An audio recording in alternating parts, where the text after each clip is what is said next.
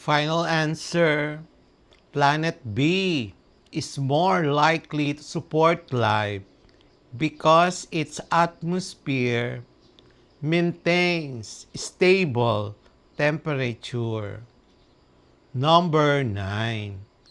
A volcanic eruption releases ash and gases into the atmosphere.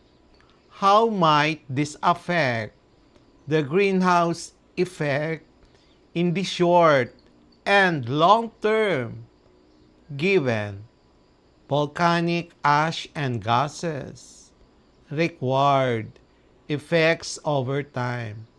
Solution: short term, ash blocks sunlight, and that would have to have cooling.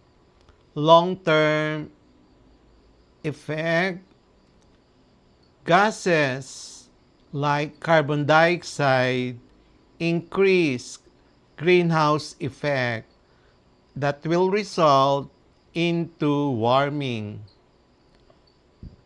Final answer, volcanoes cool earth briefly but increase warming in the long term.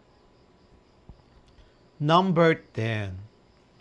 Why are polar regions warming faster than the equator due to greenhouse gas buildup? Given uneven warming rates required, explain polar warming.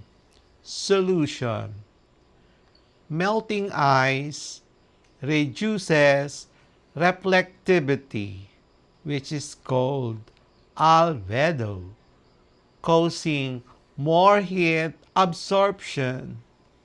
Gases drop heat effectively in colder regions. Final answer, polar regions warm faster due to the loss of reflective ice and stronger heat trapping. Number 11. Pag-asa reports higher heat indices during El Nino. How does the greenhouse effect worsen these heat conditions?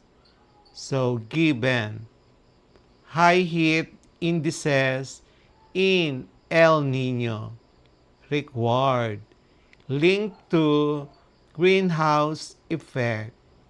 Solution: greenhouse gases trap more heat, intensifying already hot and dry El Nino conditions. Final answer, the greenhouse effect amplifies El Nino heat, worsening heat stress. Number 12. A city plants thousands of trees in an urban greening project. How can this help regulate the greenhouse effect locally?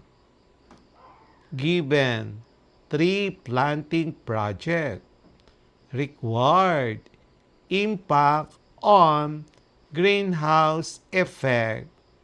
Solution: trees absorb carbon dioxide, release oxygen, and provide shade, lowering heat retention.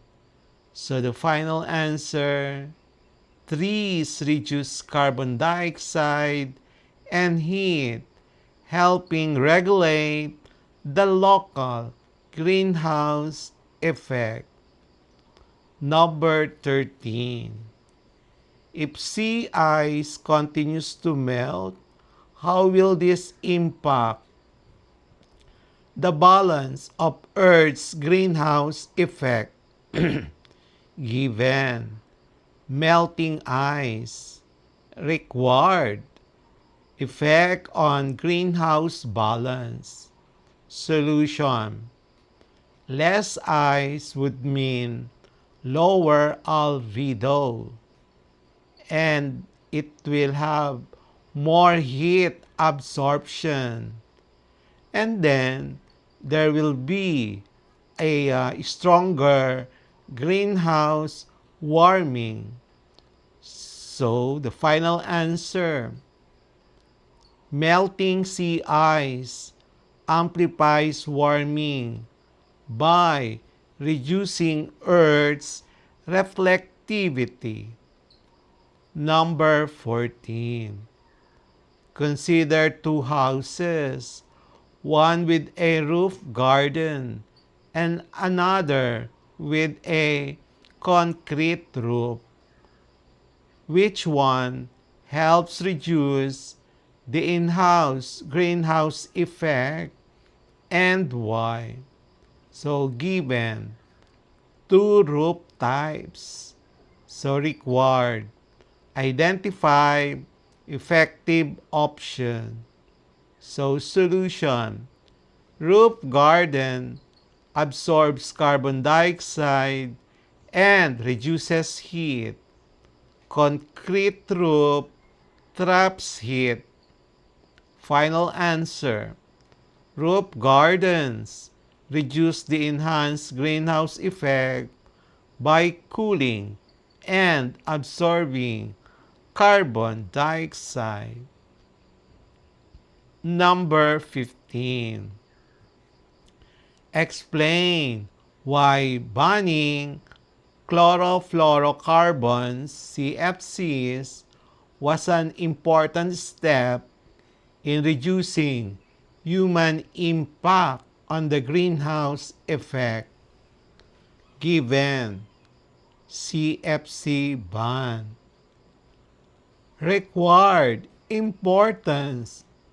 Solution: CFCs trap heat and destroy ozone.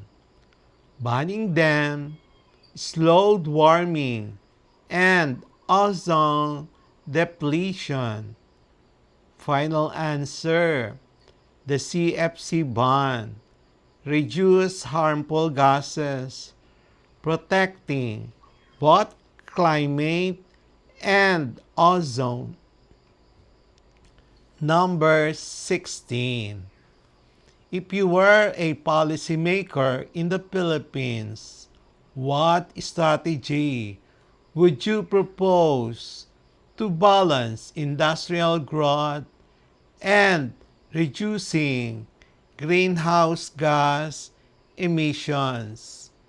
So given industrial growth versus climate, required proposed strategy. So solution: implement renewable energy, enforce emissions regulations, and promote green technology.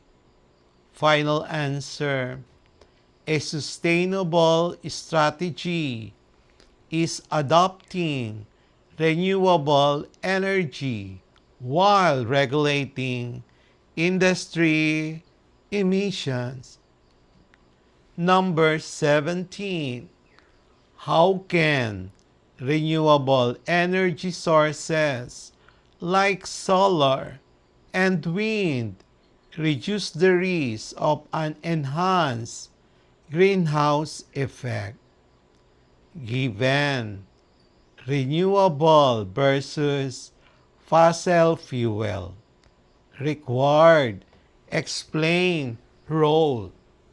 Solution: solar or wind produce power without emitting carbon dioxide, unlike fossil fuels.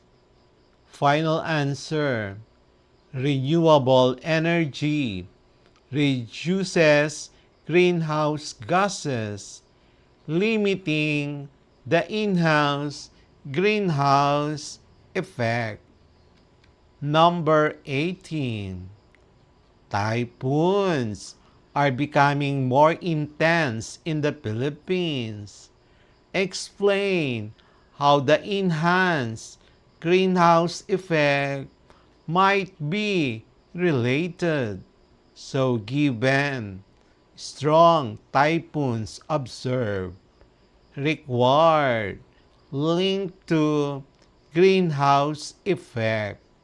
Solution: warmer oceans from greenhouse warming provide more energy to typhoons, intensifying storms. Final answer: enhanced greenhouse effect warms oceans, fueling stronger typhoons. Number 19. What lifestyle changes can families make to reduce their carbon footprint and help regulate the greenhouse effect? Given family lifestyle choices required, suggest changes. Solution: use public transport, conserve energy, plant trees, reduce plastic, shift to renewable power. Final answer: families can cut emissions by saving energy, reducing waste, and using eco-friendly practices. Number 20.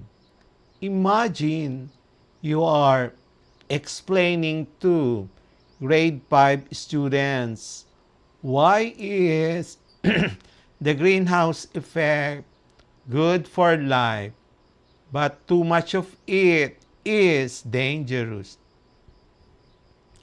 Given greenhouse effect concept for kids, required simplify explanations. Solution: like a blanket, it keeps earth warm enough to live. But if it gets too thick, earth overheats. Final answer: the greenhouse effect is good because it keeps earth warm, but too much makes it dangerously hot. MCQ for our quarter 4 Earth and Space Science Lesson 2. The greenhouse effect, nature's way of regulating Earth's temperature for life. Number 1. Which gases are primarily responsible for greenhouse effect on Earth? Letter A, oxygen and nitrogen. Letter B, carbon dioxide and methane. Letter C, helium and argon. Letter D, hydrogen and neon. Number 2. Without the greenhouse effect, what would most likely happen to Earth's average surface temperature? Letter letter A, it would be much higher than today. Letter B, it would remain the same. Letter C, it would drop drastically below freezing. Letter D, it would increase slowly over time.